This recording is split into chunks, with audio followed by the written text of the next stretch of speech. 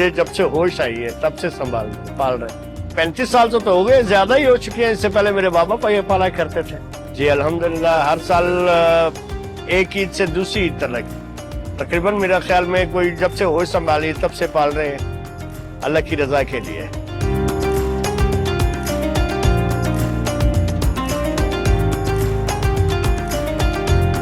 ये है कचला, इसको कहा जाता है। ये पंजाब की ब्रीड है और ये यहाँ पे कोयटा में बहुत अच्छी तरीके से परवरिश पाता है। खर्चा सोचे शौक नहीं होता, मगर जो खुराक में अगर पूछा जाए तो माशाल्लाह सब्जा है, दूध है, दही है, सरसों का तेल है, दाना है।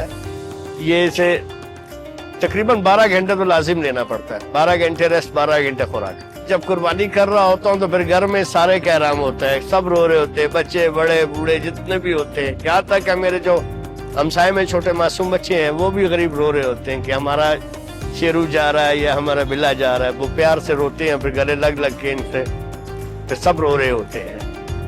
और घर के वाले बच्चे जो उनसे वो तो रात को दूध भी अपने हाथों से पिलाते हैं कि भाई एक बाल्टी एक की है, एक बाल्टी दूसरे की है, बच्चों ने पिलाना होता है। मैं तो सिर्फ ले जाता हूँ, बस रात को ड्यूटी होती है, बांध दिए, फिर बच्चों ने लाके उनको दूध पिलाना होता है।